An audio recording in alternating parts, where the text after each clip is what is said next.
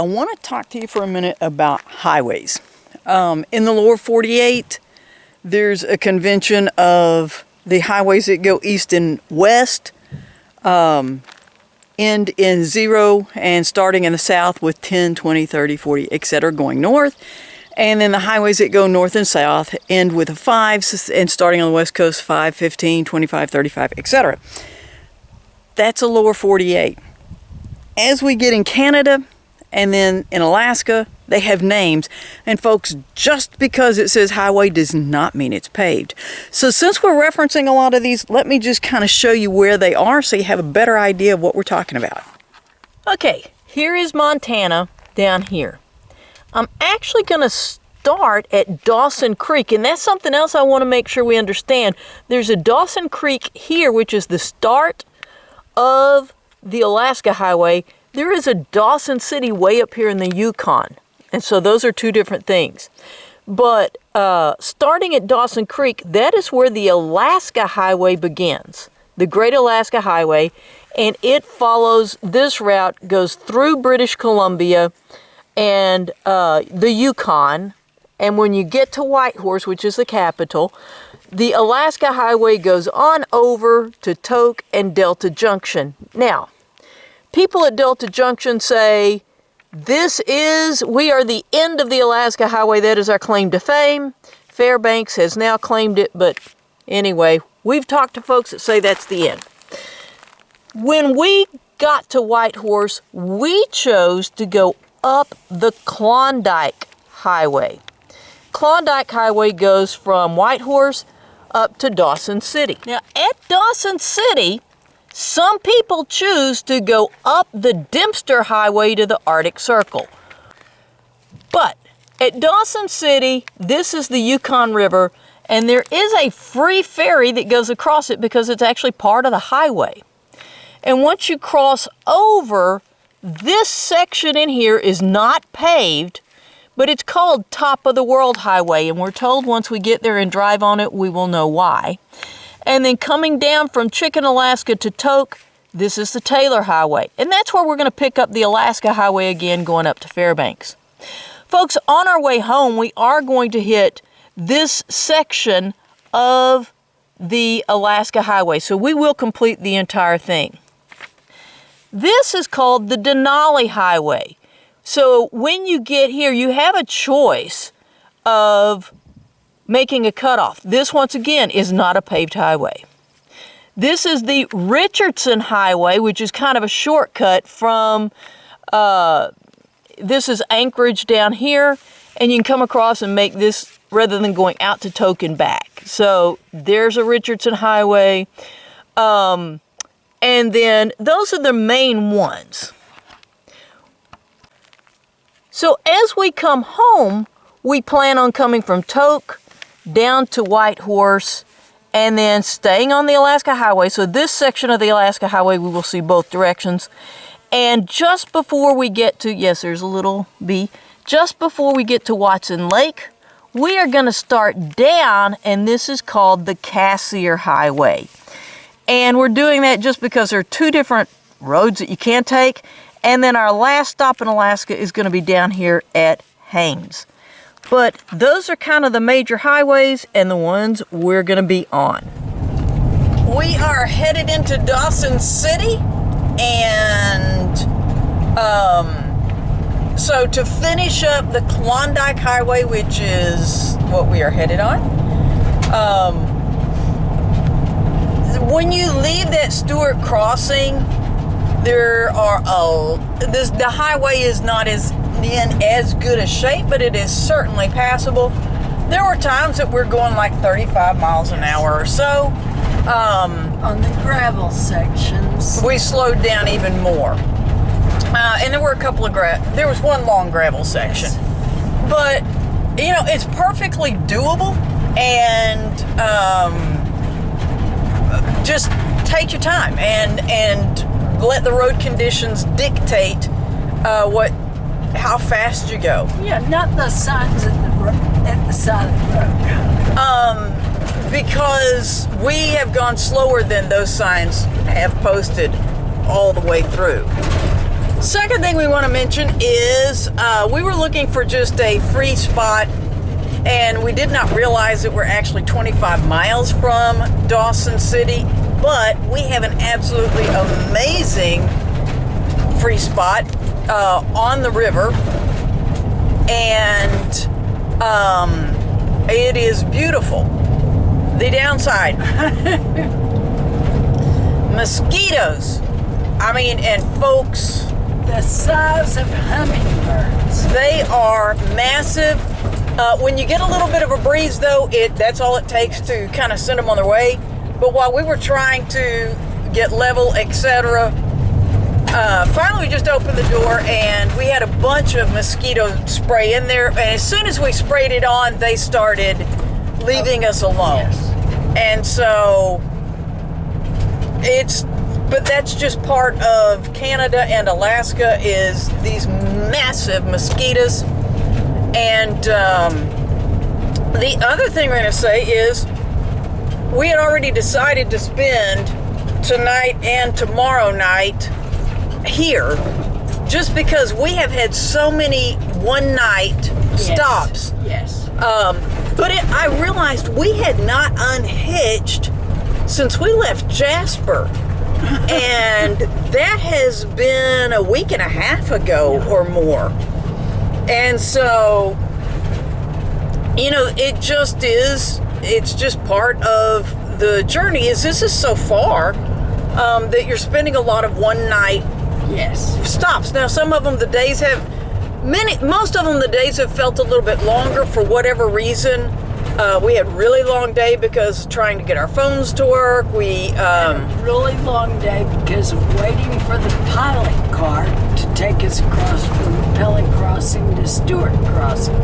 And so there have been a number of days where it's just, felt a little bit longer. But that was another thing. And so that's just kind of wrapping up the Klondike Highway. We did go check out a dispersed site that we had heard about on the Dempster Highway, and I'm glad we went out there. It was 3 miles out. That was further than we really wanted to go. It is a gravel highway, but it is a gravel highway that takes you to the Arctic Ocean. And so, when else are we going to see a sign for the Arctic Ocean? And it was a graded road, and I told MiLena as we were going out, if we were actually planning on driving this, we'd have to air down the tires. And then as we were coming back, there was a fifth wheel just stopped on the highway. It's called a highway, but it was a gravel graded road. And the man was out just letting air out of his tires. So, we are going into Dawson City today, look around, explore, see what we see, and then tomorrow we're probably just going to stay at the RV all day. Yeah. And then the next day we will cross over on top of the World Highway. And once again, that is a gravel road, but my understanding is it's a better gravel road than the Dempster Highway. So we will, of course, take you with us and let you know. We'll see you in Dawson. We have spent the day 21. 20 or 21. 21, I think it is. Of our journey in Dawson City, Yukon. And a reminder, there's Dawson Creek, British Columbia, which is the start of the Alaska Highway. Dawson City, Yukon is Started top of the world. it's just across the ferry. where the Klondike Highway ends, top of the World Highway begins. Dempster Highway, which takes you up to the Arctic Circle, also begins here. We drove out that 3 miles. We thought there was going to be a place to camp there. Felt like 45. And found out actually that the Dempster Highway is 25 miles east of Dawson City. But, folks, we found the most amazing free spot here on the river, and it is just beautiful. So we're thrilled. We're going to have a complete down day, so we're very thankful to be here. But things we did in Dawson City, we did, I think, about 4 things. We started out with the Jack London Museum. And honestly, that was really a lot more up MiLena's alley, so Sent her in, and I sat out, and we had Wi-Fi. We had cell service, so I sat out and caught up on some correspondence. Enjoyed was the Jack London Museum. Jack London, if you don't know, is a famous author. He wrote a bunch of short stories. I'm not even going to guess at how many. Could have been 47, but that may be absolutely wrong. The most famous of those are White Fang, Call of the Wild, and To Build a Fire. Two of those are set in the Yukon, and he also wrote novels. He came here during the Klondike Gold Rush in about 1898 or 7. And the reason we don't have pictures inside the museum is because it basically just told of how he got up here. They had novels in different languages. Fascinating museum. It also had a replica, partially replica, it may have been not all replica, but of his cabin. And it was not lush by any means. Please do come to the Jack London Museum. The entrance is only $5, of course, Canadian, and I think it's well worth your time. Then we went to the Visitor Center. Yes, and they were in period costume. Most of them. There was one parks worker that was in a parks uniform. Yeah. But the most impressive thing they gave us, I felt like, was a list. They gave us a list of things to do Yes.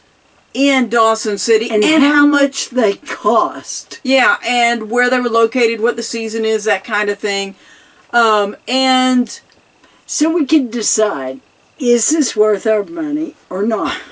And with the vast majority, we decide it's not. It would be nice. It was reminiscent, to me, it was a bit reminiscent of Deadwood, South Dakota, about 20 or 25 years ago, Yes.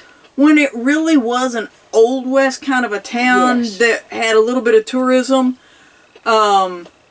Because of the remote location, I guess, is Yes. why this one, and the fact that the Klondike Highway has essentially been closed. You get through with a pilot car, but it's not just free traffic. And so the crowds are a lot thinner. One of the things I want to mention is Front Street, and it's Front Street because it does run parallel to the river. You can't really see the river from it because there's a bank there, but there's a sidewalk on top of that. But it's the only paved road Yes.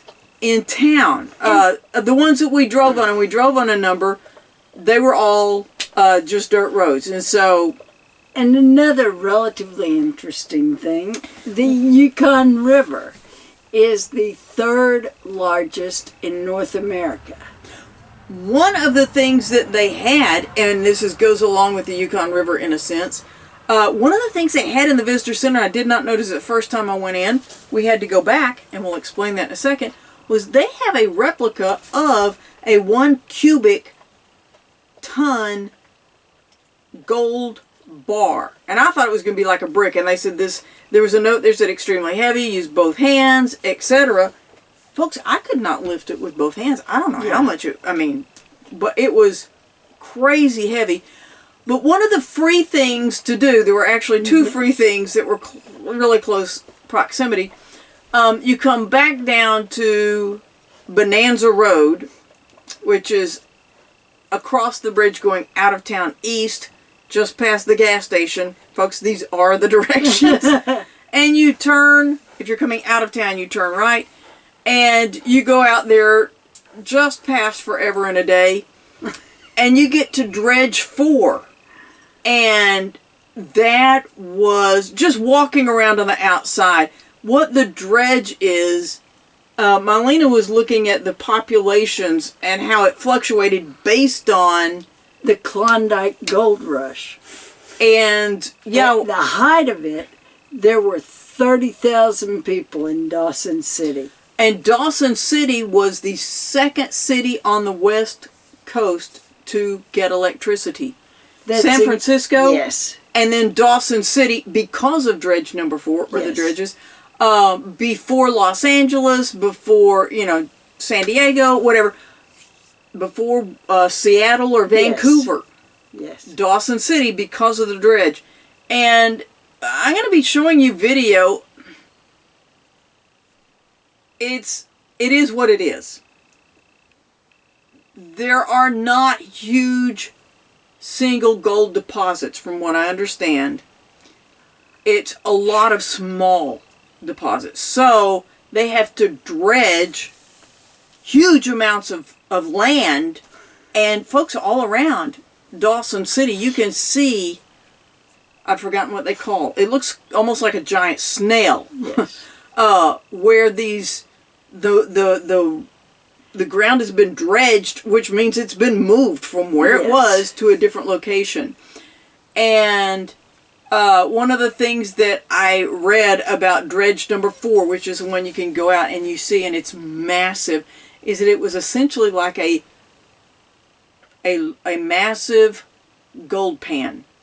And what happens is they dredge up. They have these buckets that this man that was 6 feet tall stood next to, and the bucket that was one dredge, one bucket, was up at his waist.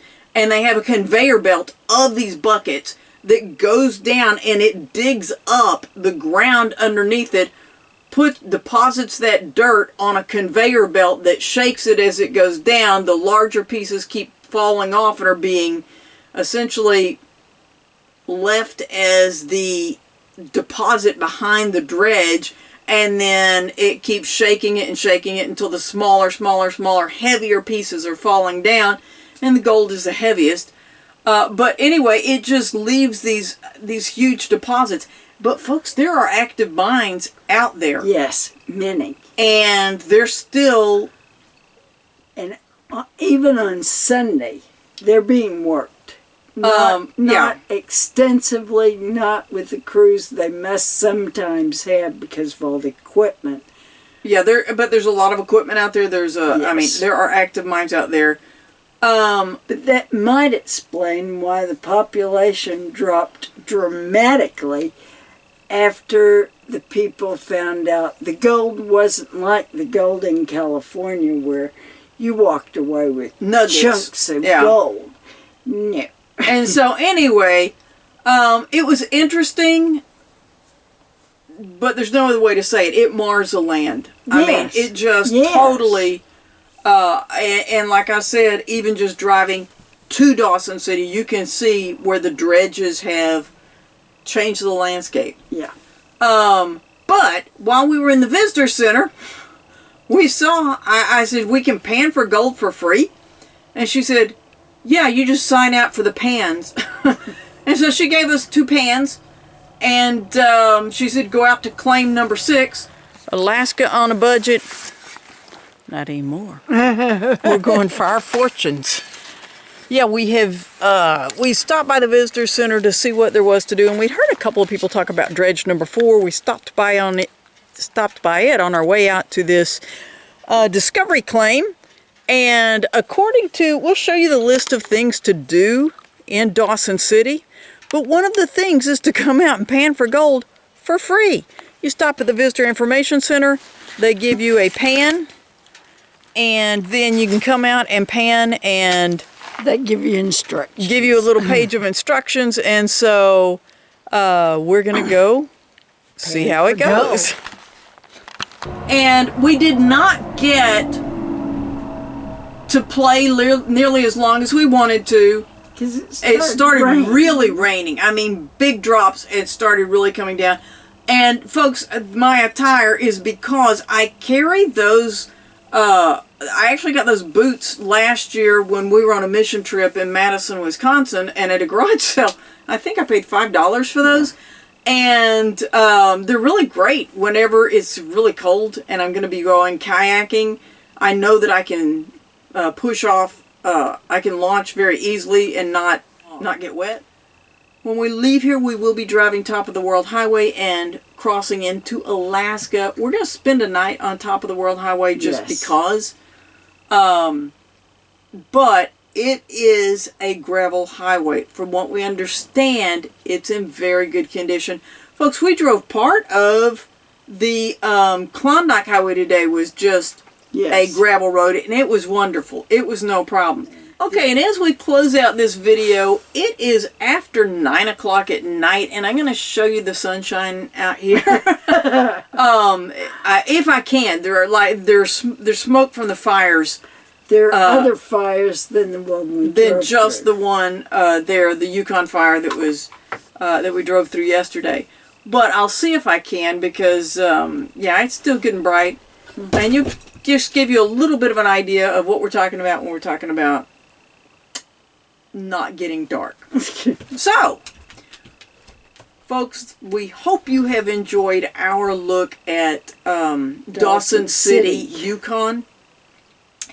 And stay tuned for Top of the World Highway and crossing into Alaska at what I believe to be the northernmost border crossing, international border crossing. And it'll be interesting to see if the border crossings up here are the same as they are down south. Well, we won't really know because we're going from Canada to the U.S. rather than U.S. to Canada.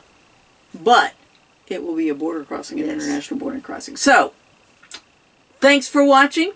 Two Tired Teachers. And stay tuned for more Alaska on a budget.